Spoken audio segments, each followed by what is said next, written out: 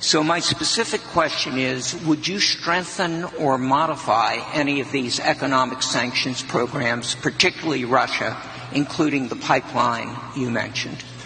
Well, it's a great question. The problem with what we have with sanctions, and I was a user of sanctions, but I put them on and take them off as quickly as possible because ultimately it kills your dollar and it kills everything the dollar represents, and we have to continue to have that be the world currency. I think it's important. I think it would be losing a war if we lost the dollar as the world currency. I think that would be the equivalent of losing a war. That would make us a third world country, and we can't let it happen. So I use sanctions very powerfully against countries that deserve it, and then I take them off.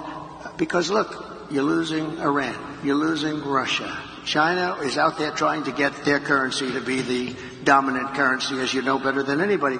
All of these things are happening. You're losing so many countries because there's so much conflict with all of these countries that you're going to lose that, and we can't lose that. So I want to use sanctions as little as possible. This is my video update on this Monday afternoon, September the 9th. Let's talk about some news. And it does feel like it's a slow news day. Maybe everyone is waiting for the big debate, Trump and Harris, September the 10th, Tuesday. Maybe that's why it's a slow news day, or at least it feels like it's a slow news day. But let's talk about Pirate Schultz. Pirate Schultz is making some news. He gave an interview to, I believe, ZDF is who he gave this interview to. And Olaf Schultz, he was asked about Project Ukraine. And Pirate Schultz, he said that there will definitely be a second peace summit. Second peace summit. That is what Pirate Schultz said. He said this peace summit will invite Russia. Russia will be at this peace summit. And then Olaf Schultz said that the conflict in Ukraine needs to wrap up quickly. It needs to quickly wrap up, is what Pirate Schultz said. Let's get some of his quotes. There will certainly be a further peace conference, and the president and I agree that it must be one with Russia president. He's referencing the illegit president of Ukraine, Zelensky. If you go by the Kremlin, Zelensky is illegit. And the Ukraine constitution, then the president is the illegit man in the green t-shirt. But Schultz is saying, after he met with Zelensky the other day, that there will definitely be a peace summit, and Russia will be there. Problem is that Russia doesn't even recognize that there was a first peace summit. But that's what Olaf said about that. And then Schultz said, I believe that now is the moment when we must discuss how we get out of this war situation faster than the current impression is. How do we get out of this faster? That is what Olaf Schultz is saying. Because Olaf Schultz's approval numbers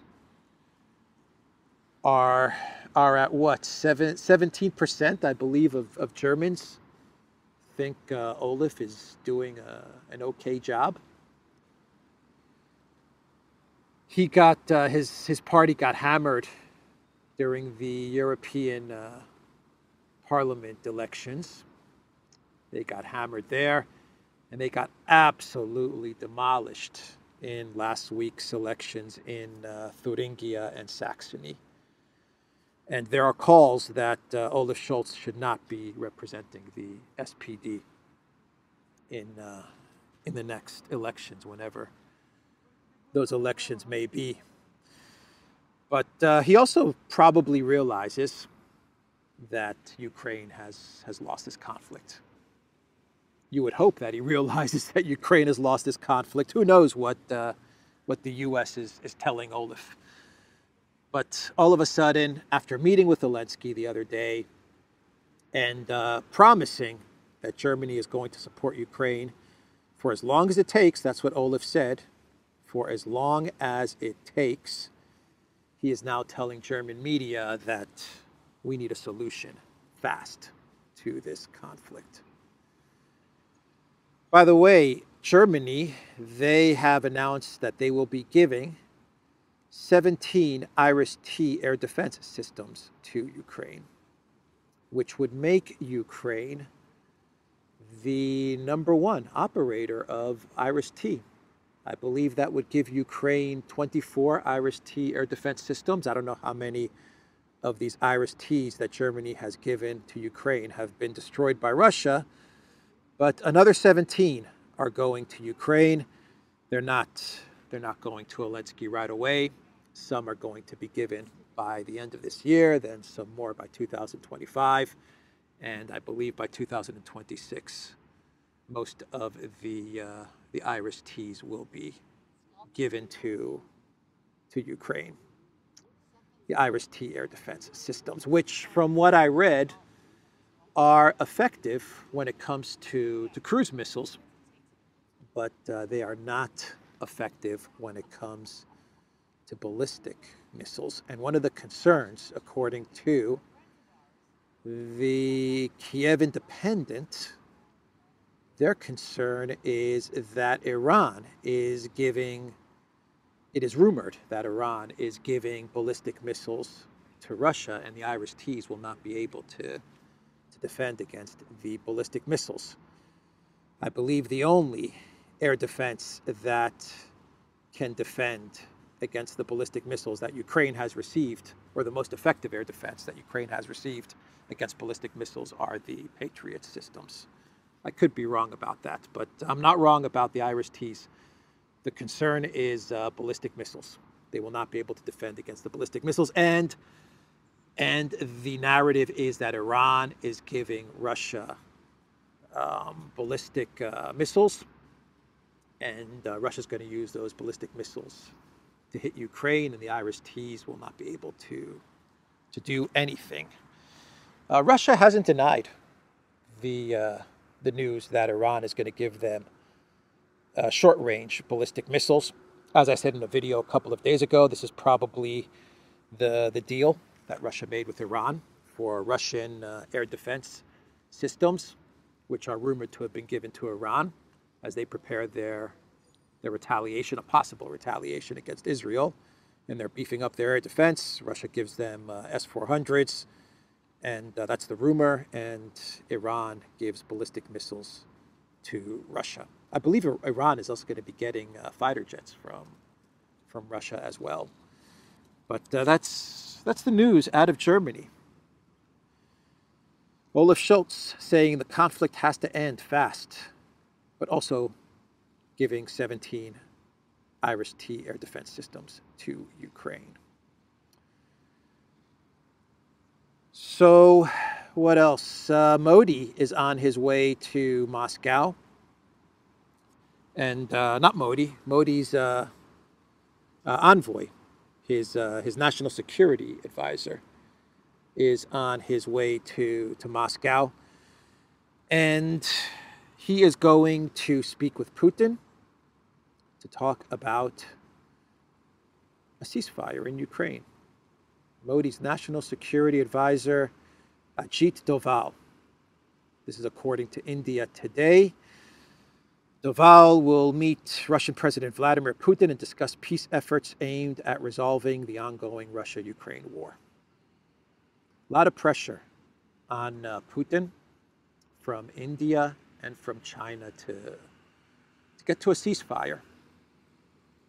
Maybe not a lot of pressure, but definitely pressure from China and India to try and find a way to get to a peace deal. And they are pressuring Putin.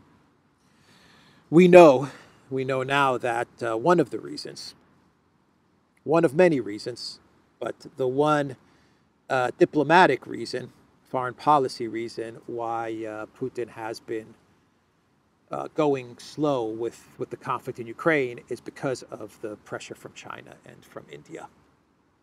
They do not want to see Ukraine destroyed by this conflict. They would like to preserve as much of Ukraine as possible. And we know that China and India, they have been putting pressure on Putin to take things slow and to exhaust all possible avenues for a peace deal. And Putin has floated out many peace deals to Ukraine going back to 2022, which was the best chance we had at wrapping up the conflict, resolving the conflict within a month. And we know what happened there. I'll actually get to that 2022 peace deal later on in this video. And then Putin, he floated out a bunch of other peace proposals, which the Zelensky regime has consistently rejected. And the Zelensky regime, they had their peace summit in Switzerland, which was Zelensky's peace deal based on his 10-point peace plan, which is his 10-point Russian capitulation plan. And Russia wasn't invited to this peace summit. This was the Collective West Zelensky's peace deal that he put out there, where Russia was barred from attendance. But Modi is sending his security advisor to Moscow to speak with Putin in order to try and get Putin to once again try to find a solution to the conflict in Ukraine, a non-military solution to the conflict in Ukraine. And we have Blinken going to the UK to talk about Project Ukraine as well as Gaza, which is interesting. He will be in the UK either today or tomorrow. And Blinken in the UK to discuss Ukraine. Yesterday we had Burns and the MI6 chief Richard Moore. They're discussing Ukraine. Last week we had Zelensky once again talk about, actually when he was in Germany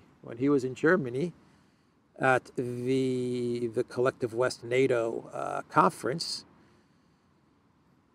where he asked for more weapons and more money, he said that the conflict in Ukraine needs to wrap up this fall. So Zelensky said that just 2-3 days ago. Something's a-cooking. Something is definitely cooking. I imagine you have competing groups in the Collective West in the U.S. with regards to Project Ukraine. I imagine one group is the Sullivan Group. These are the guys that do not want to admit that they've lost the conflict in Ukraine. They don't want the conflict to end, and they just want to get Zelensky past the November 2024 finish line, the elections, the U.S. elections. Get Zelensky past that point, maybe get him to February, avoid a Ukraine collapse, and that way those guys can leave the White House and move on to their think tank jobs and let Harris or Trump deal with Ukraine, but keep the war going. Keep the war going, prevent the collapse. Definitely a collapse on their watch. I think that's one group in DC. You have another group which appears to be this group that maybe this is the Harris camp. Maybe this could be the Harris side of things. I don't know. The Harris campaign. Maybe you have one group which is saying, maybe we can get a ceasefire before the elections. You had Modi in Russia. You had Modi then in Ukraine. We know that China is pressuring Russia. You're going to have the BRICS meeting in Kazan in October, a couple of weeks before the U.S. elections. You have Zelensky, when he was in Germany, saying that there needs to be a peace deal this fall. You have Scholz now saying that there has to be a peace deal quickly, faster.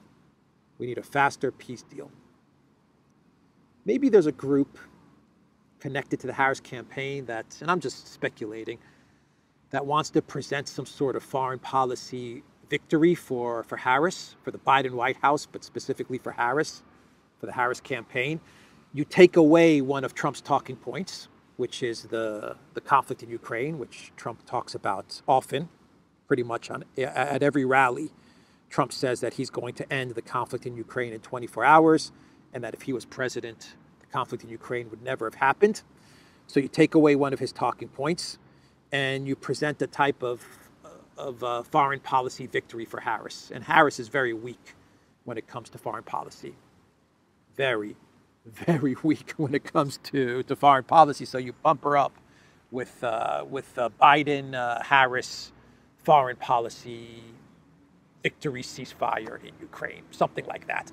Maybe they want to get something done, a ceasefire or something, stopping the fighting before the November election. There could be a group that is thinking along those lines, and maybe we're seeing that group starting to appear. And then you have a third camp, which I think is the Nuland neocon, hardcore neocon camp, which doesn't want to see the conflict in Ukraine end ever. They would prefer Ukraine to be destroyed. They don't want to see the fighting to ever stop. They want to see Russia destroyed. They want to see Russia dismembered.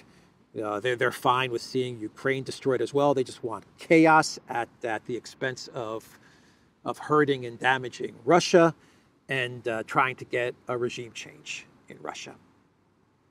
You have that group which doesn't want the war to end ever. Or they don't want the war to end until they get a regime change of Putin. That's the hardcore neocon group, right? Nuland and these guys. So speaking of Nuland, it's a good segue into the small town girl who had just one dream to make it to Washington, D.C. and to break up the Russian Federation.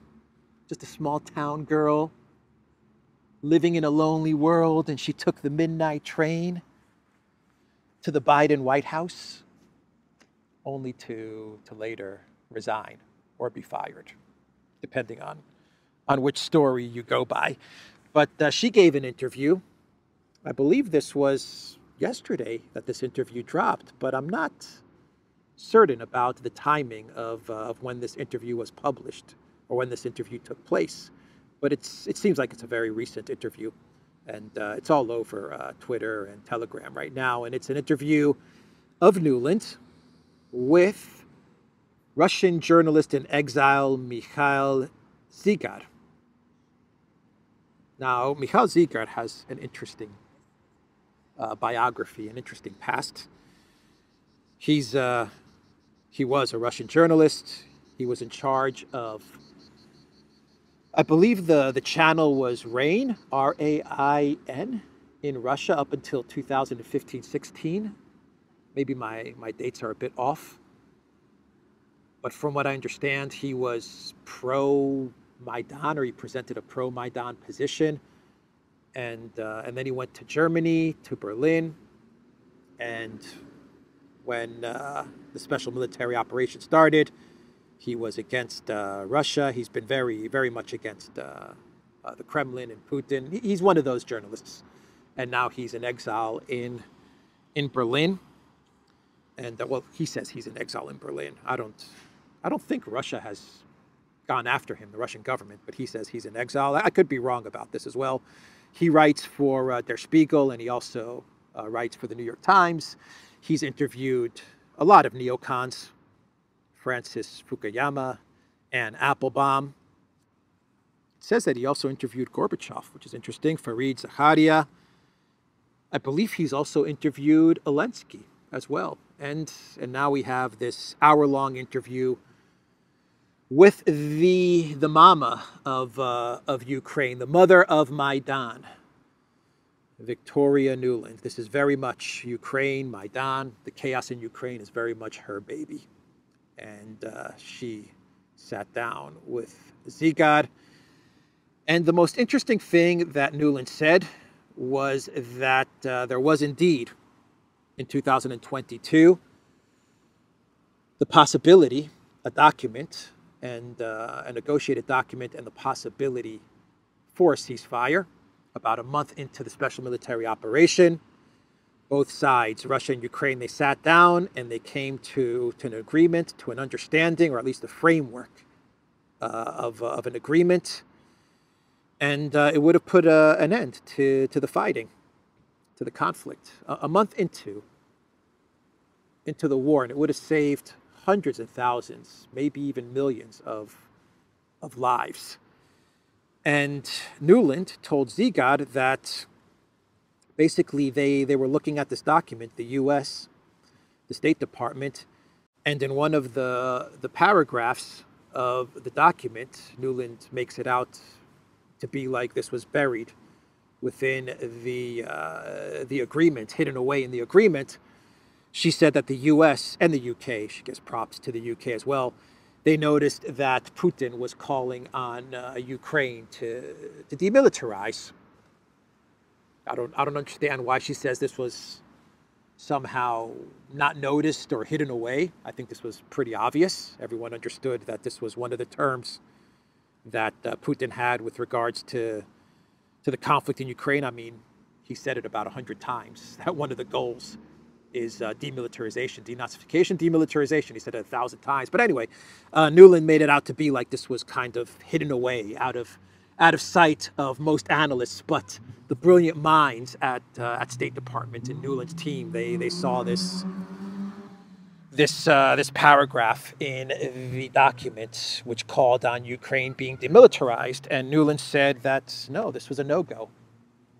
She said Ukraine not having any type of a strong military, while Russia still had a strong military, was something that they could not go for. And she said that the U.S. and the U.K., they basically told Ukraine to ditch the deal, to throw away the deal. That's what she pretty much said in this interview.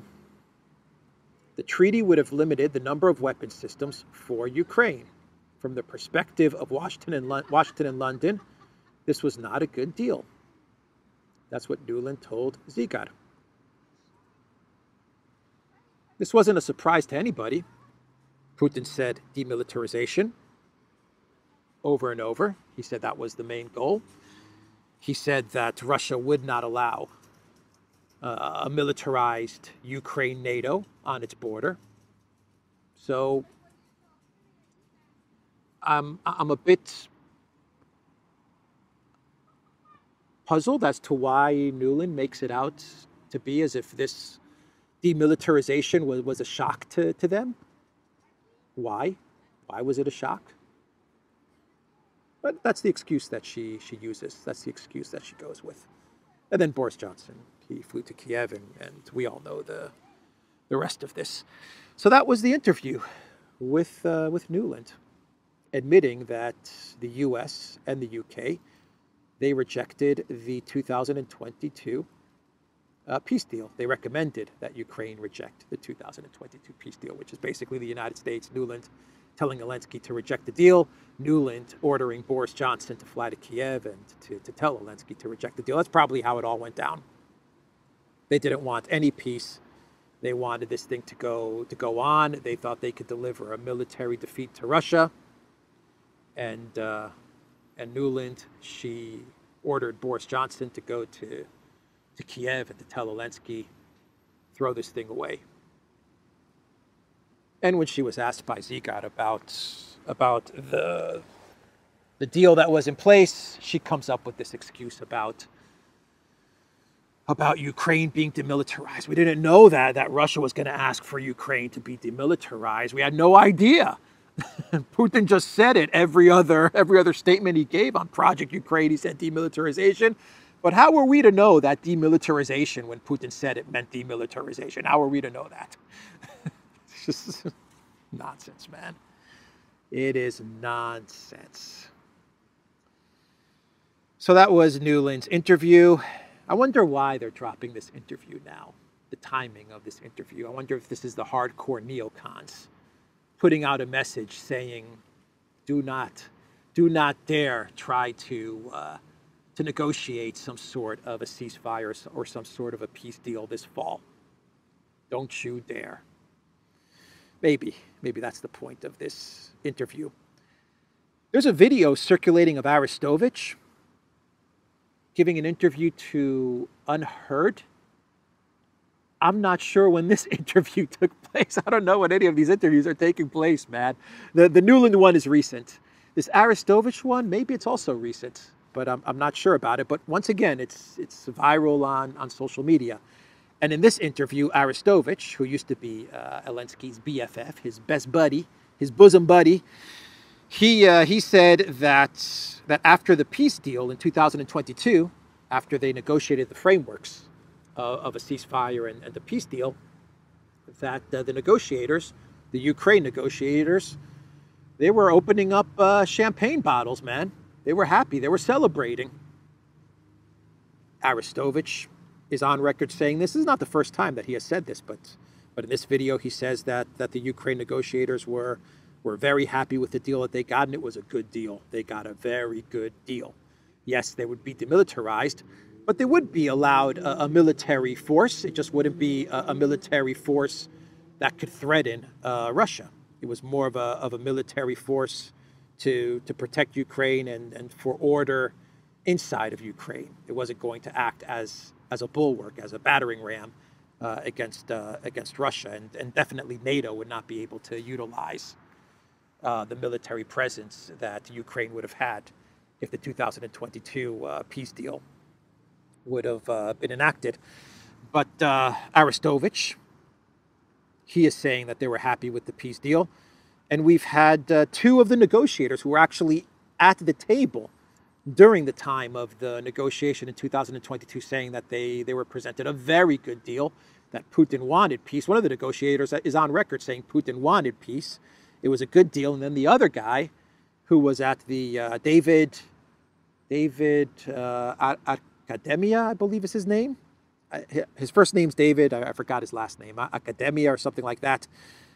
He said that Boris Johnson is the guy that came to Kiev and blew the whole thing up. So Ukraine had an amazing deal in 2022. They had an amazing deal with Minsk I and Minsk II. An amazing deal.